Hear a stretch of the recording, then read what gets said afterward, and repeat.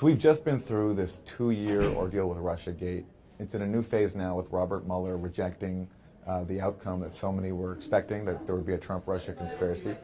Your sense of how this whole thing has gone?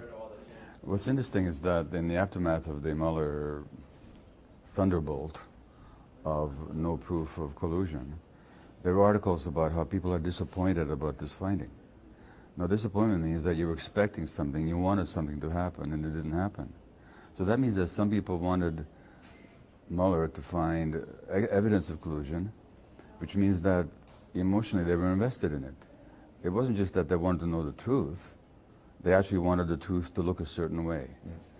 And whenever we want the truth to look a certain way, there's some reason it has to do with our own emotional needs and not just with a concern for reality.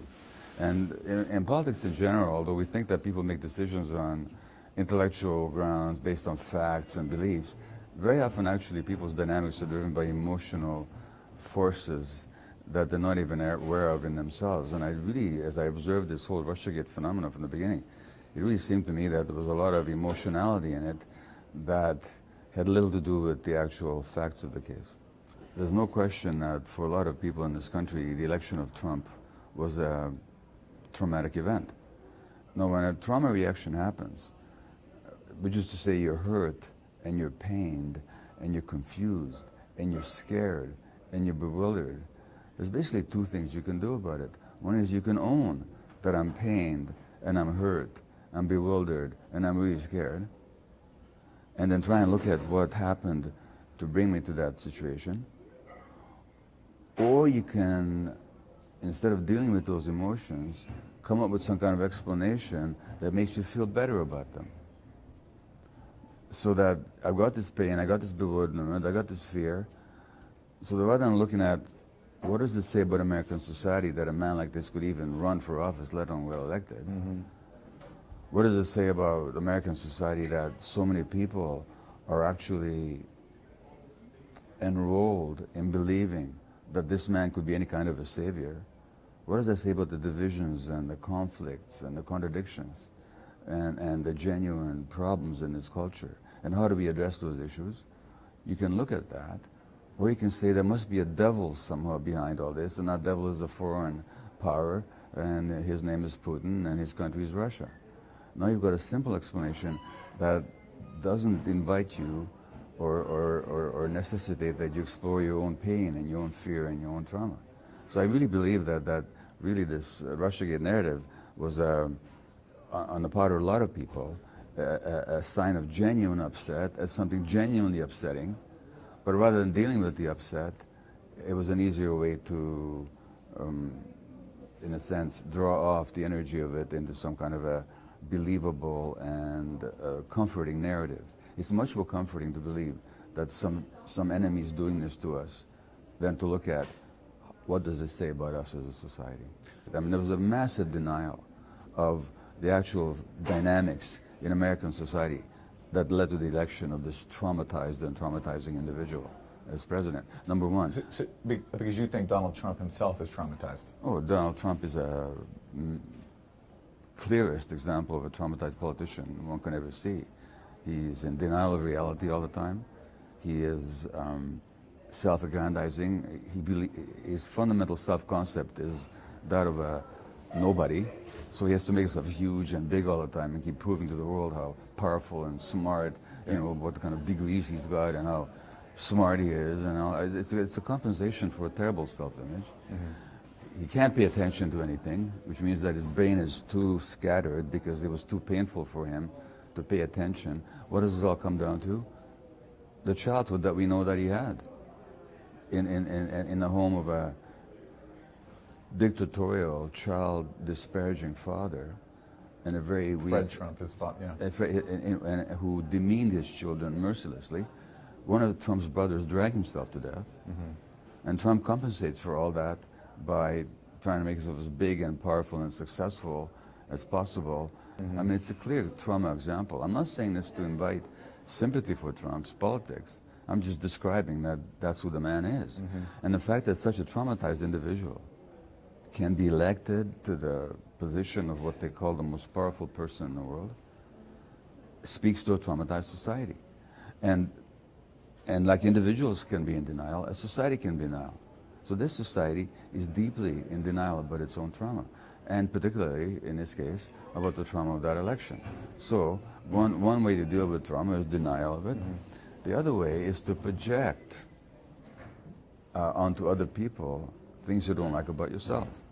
Now, it's only a matter of historical fact, and no serious person, no serious student of history can possibly deny how the United States has interfered in the internal politics of just about every nation on earth. And interfered, by the way, is a kind term. Yeah. When you talk about with the actual physical. I'm talking about mass murder. Manifestation. Exactly, it's mass murder in many cases. For example, in Chile, Yeah. you know, but there's an elected government that America cheerfully overthrows, Yeah. even boasts about it. Yeah. And not to mention the current interference in Venezuela's internal politics, not to mention how, as you've pointed out, and many others have pointed out, and Newsweek boasts about it on its cover, about how the United States helped Boris Yeltsin get elected. Yankees to the rescue. You know.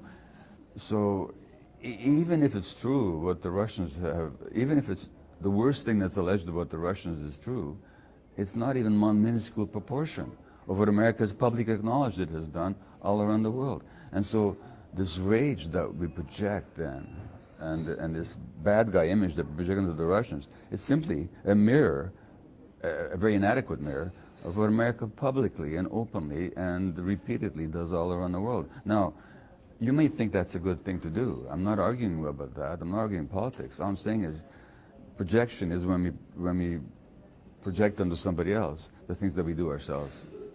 And we refuse to deal with the implications of it. So there's denial, and then there's projection.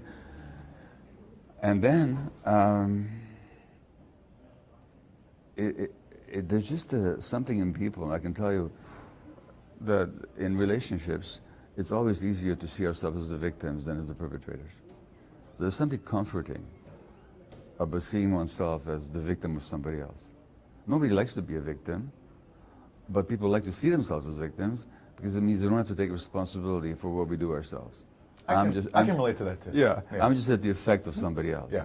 So this functions beautifully in politics, and populist politicians and xenophobic politicians around the world use this dynamic all the time. That whether it's Great Britain or whether it's France with their vast colonial empires, they're always the victims of everybody else. The United States is always the victim of everybody else. Yeah. You know, all these enemies that are threatening us.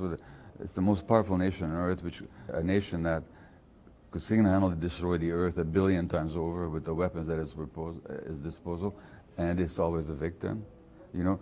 So this victimhood, there's something comforting about it, because it allows us not to look at ourselves. And I think there's this huge element of victimhood in this Russiagate process.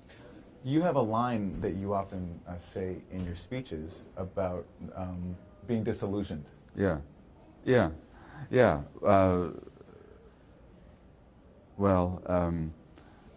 I was once speaking in Berkeley, California, speaking to a few hundred people, and this is in the first or the second Obama administration.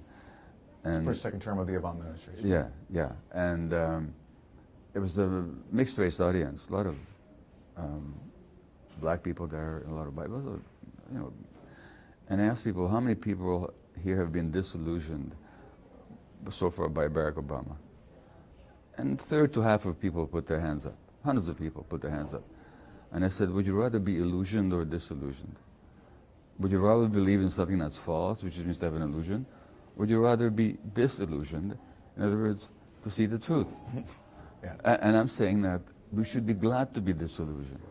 So this Russiagate and this ignoble end to the Russiagate narrative, it's a disillusionment for a lot of people, but that's a good thing. If they say, okay, I had this illusion. This illusion I no longer have, which means I've been disillusioned. Now I can actually look at the truth. So it's good to be disillusioned. So this could be a positive beginning for a lot of people if they take the right attitude. Rather than seeing it as a bad thing, they could see it as a good thing. And not as a good thing because it exonerates Trump. History will never exonerate Trump, and there's plenty of reasons why Trump cannot be exonerated, both for his personal corruption and his political misleadership. So it's not a question of exonerating anybody, but it's a question of looking at everything objectively.